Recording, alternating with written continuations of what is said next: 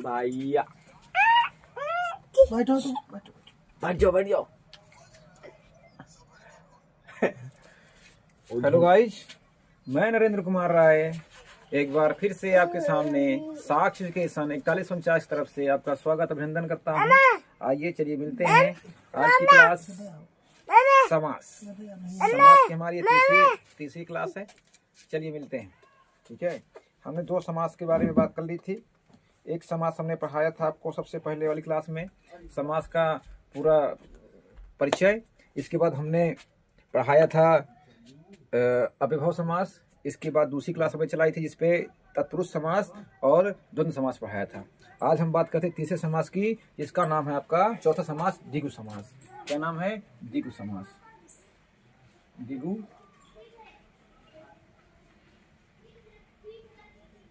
समास। ठीक है, द्विगु समास। अब द्विगु समास में देखो हम पहचान बता दूं कि द्विगु समास के दोनों पद क्या होते हैं? सॉरी,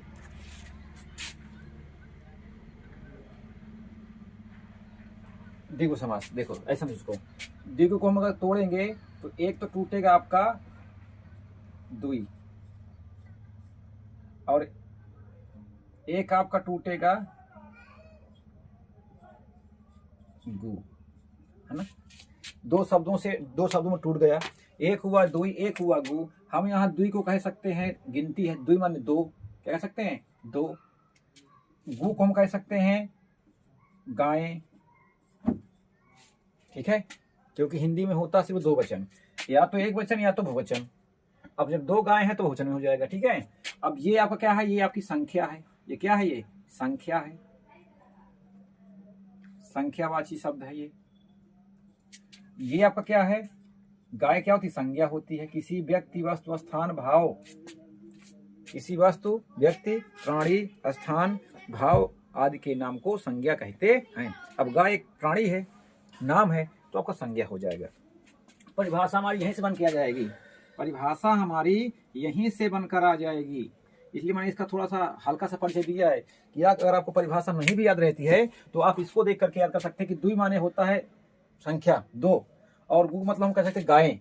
ये अपनी सहूलियत के लिए अपने मतलब याद करने के तरीके बता रहे हैं। ठीक है, ये आप किसी किताब में नहीं मिलेगा, मैं अपना खुद का बनाया हुआ है। ठीक है, तो दो गायें है ना, जिसमें पहला पद क्या है? संख्यावाची है, दूसरा पद संख्यावाची है। ठीक है, परिभाषा इसकी बनेगी जिस समास का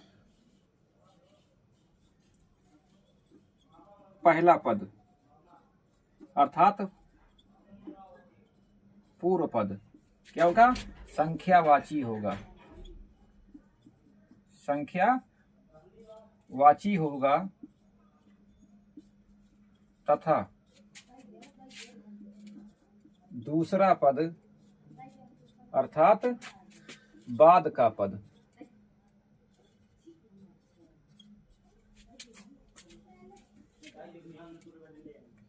संज्ञावाची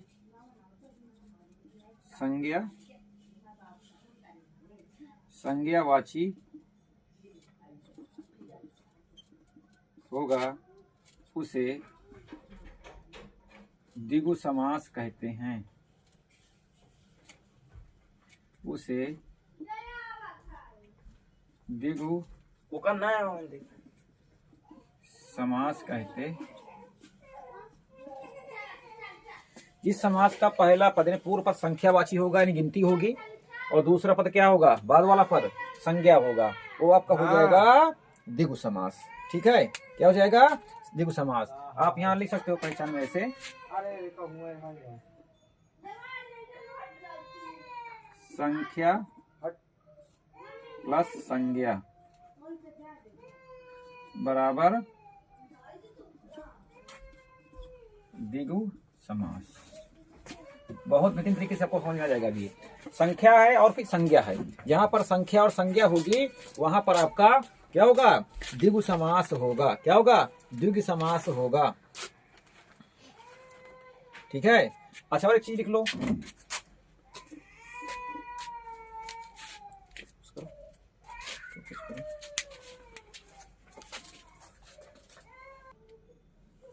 ठीक है। और आप लिखिएगा कि अंत में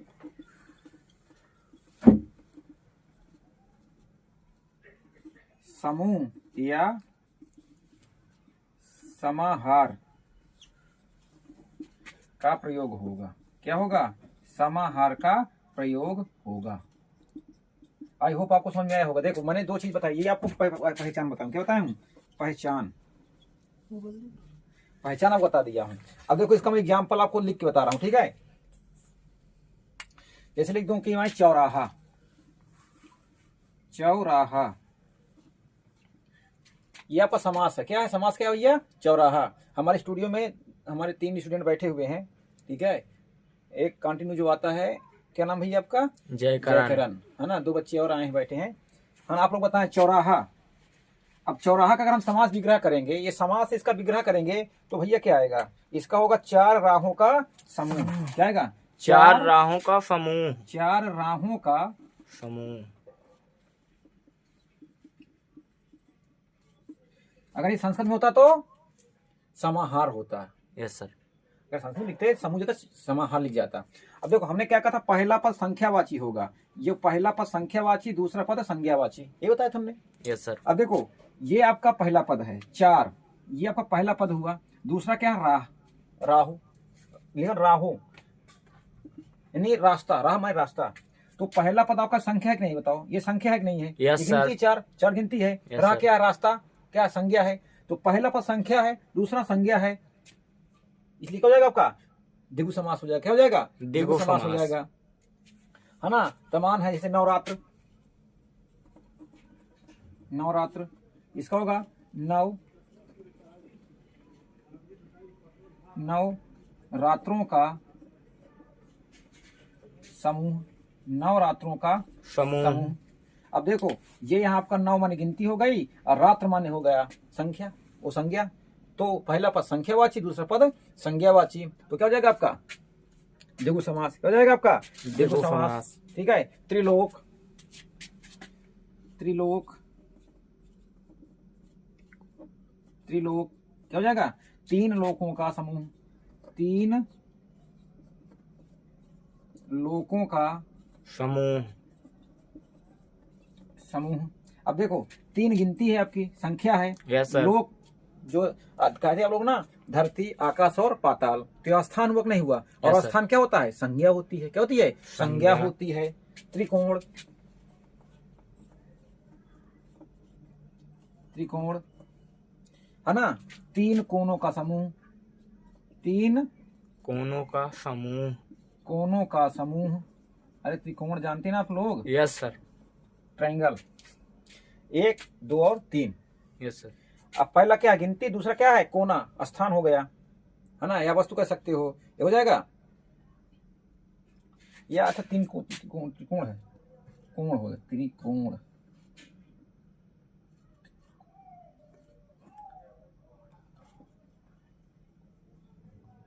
कोणों का समूह, 3 कोणों का समूह, ठीक है। Yes sir. कोण एक वस्तु है ना, मैथ में प्रयोग होता है। तिरंगा देखो, बहुत अच्छा तिरंगा देखो, तिरंगा एक मेरे दिमाग में आ रहा है, तिरंगा है ना। 3 रंगों का, 3 रंगों का समूह या समाहार, समूह, 3 रंगों का समूह। अब देखो 3 गिनती है, रंग क्या है? संज्ञा है, ठीक है। इसलिए क्या हो जाएगा आपका? हाँ बताओ, द्विगु समास। तिराहा लिख दो,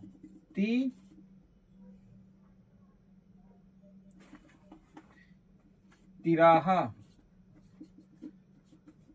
3 राहों का समूह या समाहार, गिनती, संख्या, संज्ञा, ठीक है। Yes sir. हाँ, पंचमढ़ी,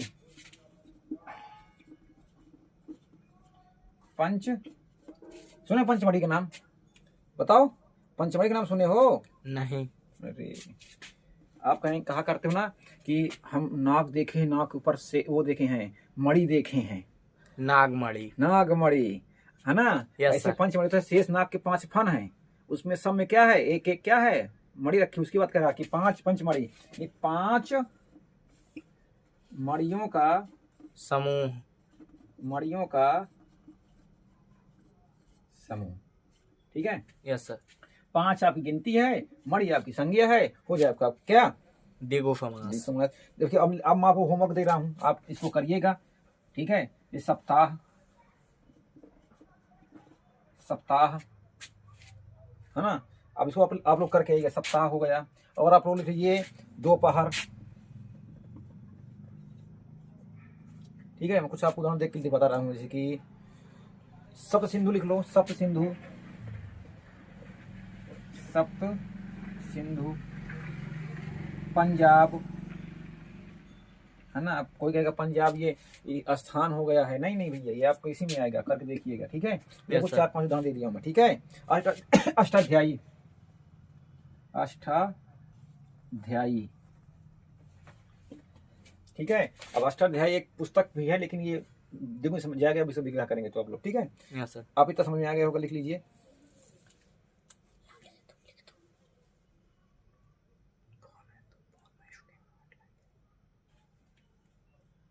ठीक है, आप लोगों ने लिख लिया होगा।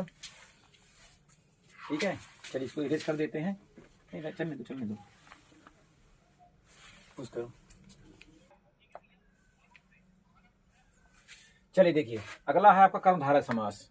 ये आपका 5वां समास है, आपका कर्मधारय समास। ठीक है, इसकी परिभाषा, जिस समास का समस्त पद, जिस समास का समस्त पद का उत्तर पद यानी बाद का पद प्रधान हो तथा पूर्व पद में उपमान उपमेय अथवा विशेषण विशेष का संबंध हो, कर्मधारय समास कहलाता है। मतलब क्या है, सीधी सिंपल बात समझ लो कि जिस समास में आप विग्रह करते समय देखें कि उत्तर पद तो प्रधान हो, लेकिन पूर्व पद से उसे तुलना की जाए। क्या की जाए? तुलना की जाए। विशेष विशेषण हो, ठीक है, वहां पर आपका कर्मधारय समास होगा। मैंने कुछ इंपॉर्टेंट नोट लिखे कि इस समास के दोनों पदों के बीच विशेषण विशेष का संबंध होता है। मतलब विशेष होगा कोई शब्द और उसकी संबंध होगा विशेषण से। वो लिखा हुआ समास इसका एक पद दूसरे पद की विशेषता बताता है। मतलब जो एक पहला पद होगा वो दूसरे पद की विशेषता बताएगा। जैसे मैं लिख दूं, ठीक है, कहां गए इसके, जैसे लिख लो आप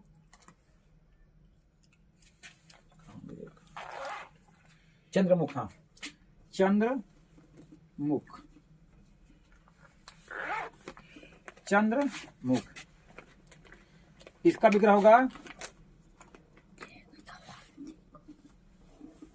मुख है चंद्रमा समान। क्या है? मुख है चंद्रमा के समान। या इसका कहीं कहीं आता है कि चंद्र के समान मुख, ये भी लिख के आता है कि चंद्र के समान मुख। मुख। अब समझो, जो उत्तर पद है, उत्तर पद प्रधान है, ये पद आपका उत्तर में बाद वाला पद प्रधान है और क्या कर रहा है, ये उपमान में क्या कर रहा है, संबंध बता रहा है कि जो मुख है वो कैसे है, चंद्रमा के समान है। कैसा है? मुख जो है चंद्रमा के समान है। और नीलकंठ, ओ सॉरी, चरण कमल, चरण कमल है ना, कमल के समान, के समान चरण है ना। अब इसमें विशेषता बता रहा है कि जो कमल चरण है वो कैसे है, कमल के समान है। कैसे है? जो चरण है वो कमल के समान चरण है। कैसे है? जो चरण है वो कमल के समान है। नील गाय, नील गाय, नील के समान गाय, नील के समान गाय। जो गाय है कैसी है, नीली है। उसकी विशेषता क्या है कि जो गाय है भैया, ये गाय कैसी है, नीली। क्या है? जो गाय है वो नीली है। काला सर्प है ना, कृष्ण सर्प लिख लो, कृष्ण सर्प, क्या लिख लो, कृष्ण सर्प। काला है जो सर्प, काला है जो, कृष्ण माने काला, कृष्ण माने होता काला, काला है जो सर्प, काला है जो सर्प। सर्व विशेषता क्या है कि वो भैया काला है। क्या है? काला है। ठीक है। अच्छा, इसमें एक कभी कभी पूछ लेता नीलकंठ। क्या पूछ लेता है? नीलकंठ। आप इसको लिख लीजिए, तो थोड़ा इरेज करना पड़ेगा मुझे क्योंकि जगह कम है, आप लोग थोड़ा लिखने टाइम मैं हट जा रहा हूँ, आप लिख लीजिए।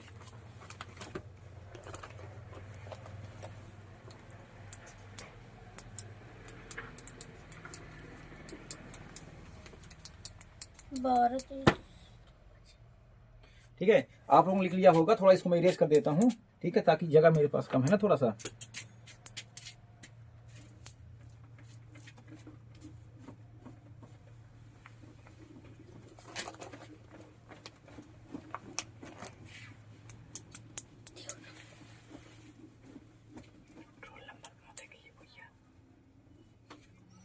ठीक है, जैसे लिख लो मृगनयन।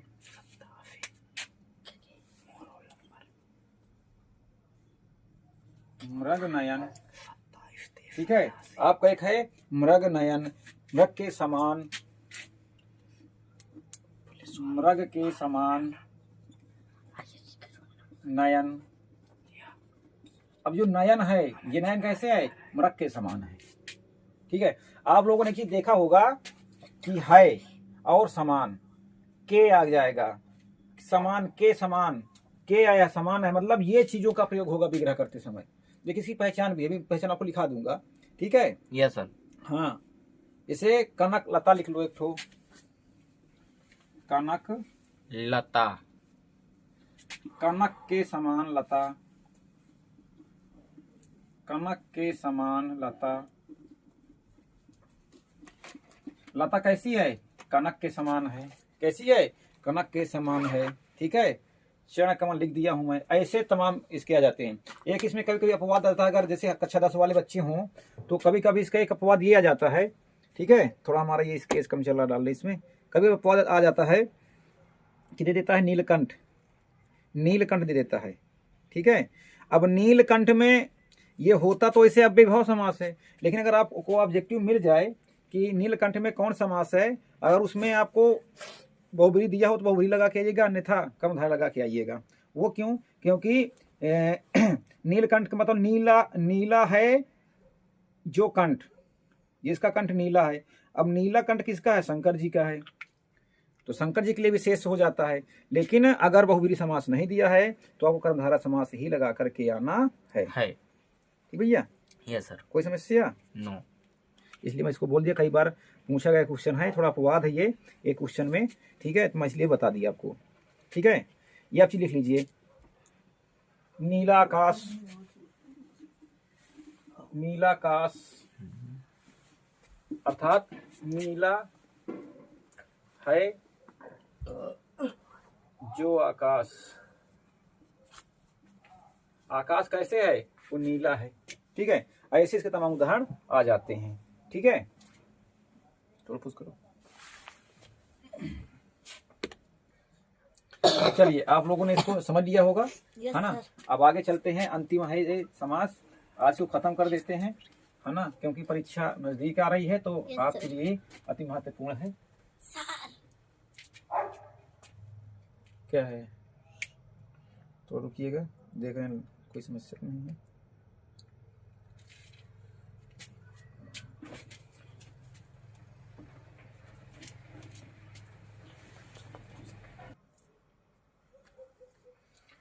देखिए, अगला है बहुब्रीहि समास। ठीक है, बहुब्रीहि समास। ठीक है, देखो इसका समझ लो, बहु माने बहु, ब्रीहि माने चावल।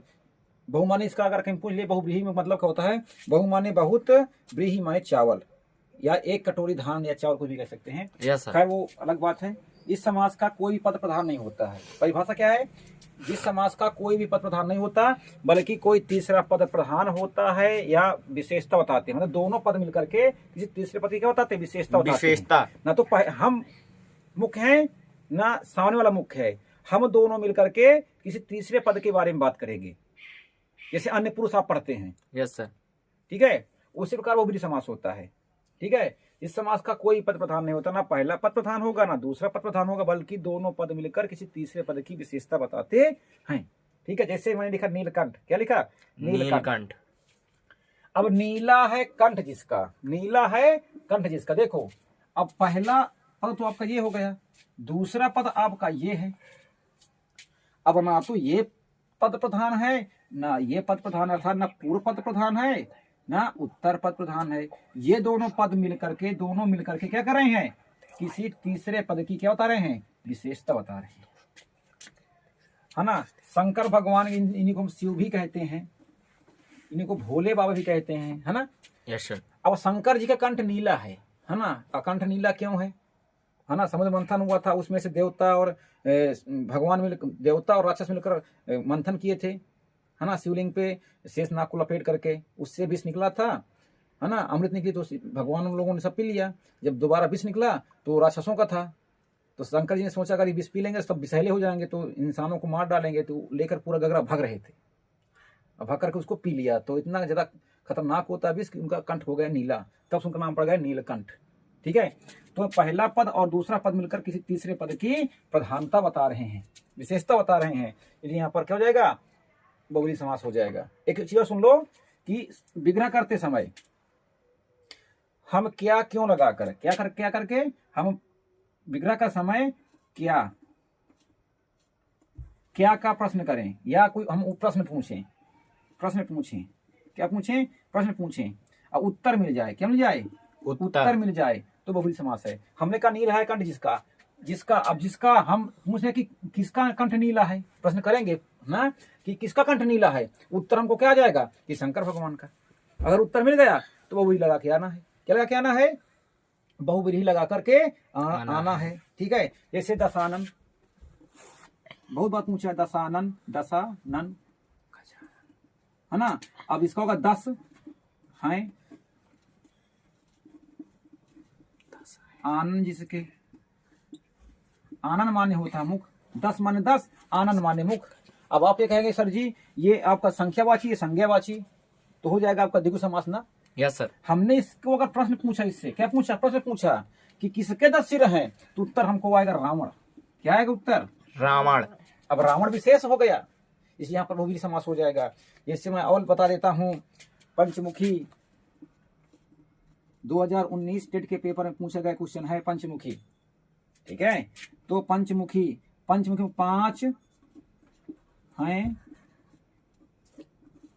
मुख जिसके, किसके 5 मुख हैं बताएं भैया, 5 मुख किसके हैं, हनुमान जी के। किसके हैं, हनुमान जी। ये हनुमान जी के लिए विशेष हो गया, इसलिए हो जाएगा आपका बहुब्रीहि समास हो जाएगा। ठीक है, वीणा पाणी, वीणा है, पाणी में जिसके, ये बता रहा हूं पाणी माने क्या होता है, जिसके। वीणा माने वीणा, पाणी माने होता है हाथ। किसके हाथ में पाणी है, ओ वीणा माने वीणा, पाणी माने हाथ है, पाणी माने हाथ, हाथ में क्या है, वीणा। किसके हाथ में वीणा है, तो क्या बताएंगे आप, बताओ। सरस्वती के हैं, किसके हैं, सरस्वती के हैं।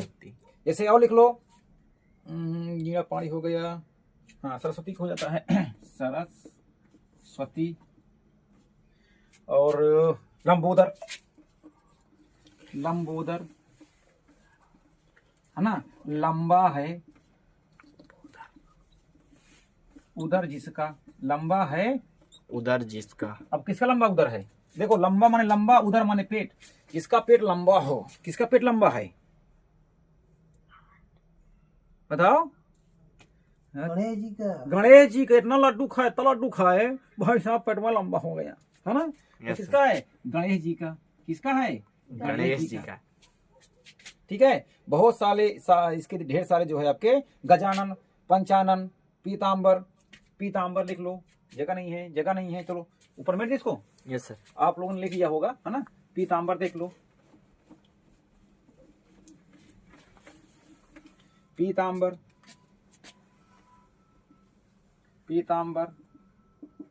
पीला है,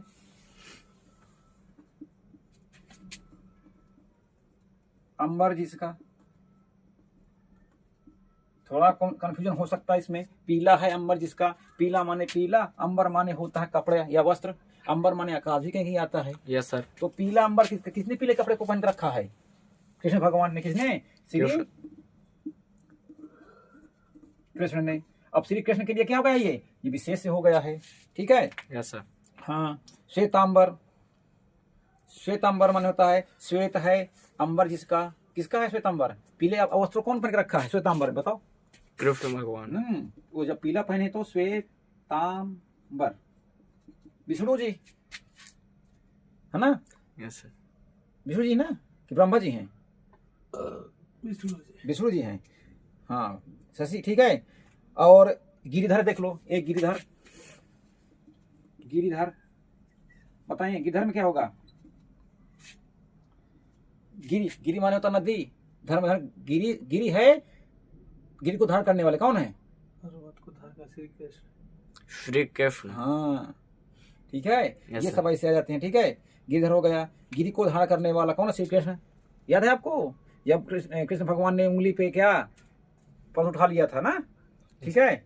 कपीश्वर, कपी यानी वानर को है जो ईश्वर जिसके कौन है, हनुमान जी को कहा गया है। शशिधर माने, शशिधर, हाँ ये देखो कई बार आए शशिधर, शशि पता है भैया, शशिधर। चंद्रमा को धारण करने वाले कौन है, शंकर भगवान, ठीक है। ये sir. आपके तमाम ऐसे हो जाते हैं। लंबोदर हो गया, मृत्युंजय ये आया था, ये भी आया था, देखो मृत्युंजय, मृत्युंजय बताओ, बताओ भाई मृत्युंजय बताओ, बताओ मृत्युंजय में मृत्यु को जीतने वाला, मृत्यु को जीतने वाला कौन है, शंकर जी। कौन है, शंकर जी। त्रिभुवन में कौन सा होगा, तीन है मुख जिसके, किसके तीन मुख हैं,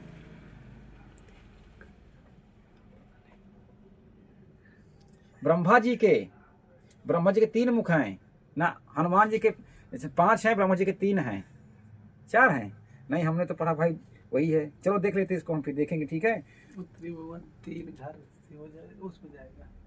दशनाम आपको बता दिया, गजानन बता दिया, पंचानन बता दिया, ठीक है, हनुमान जी के लिए। गजानन अभी नहीं बताए सर। गजानन यस देख सर। लो, गणेश जी को गजानन नहीं कहा जाता। Yes sir, yes sir.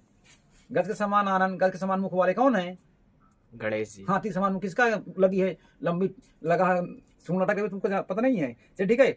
I hope आपको समझ में आया होगा। आप हमारे अपने यूट्यूब चैनल साक्षी एजुकेशन को लाइक, शेयर एंड सब्सक्राइब करें, ठीक है, और वीडियो तक भेजें। और ये कक्षा 10 वालों के लिए मैं खास कर कह रहा हूँ कि इसमें से 2 नंबर का प्रश्न आपको आएगा ही आएगा, 2 नंबर का प्रश्न बहुविकल्पी में निश्चित आएगा। और हो सकता है आपको और आगे कहीं पूछ ले, 2 नंबर तो आप समझिए कि ऑब्जेक्टिव में 2 से 1 या 2 नंबर का निश्चित आएगा, तो इसको स्किप मत करिएगा। और याद करने की जरूरत नहीं है, बस इसको 1 से 2 बार जो है चाहे स्पीड बढ़ा करके, ठीक है, 1.5 गुना 2 गुना करके देख लीजिएगा, खाना बनाते समय, बैठे समय। अब आपके पास टाइम कम है तो उसको ध्यान देते रहिए, पढ़ते रहिए, ठीक है। चलिए मिलते हैं अगली क्लास में, जब तक के लिए जय हिंद, गुड नाइट।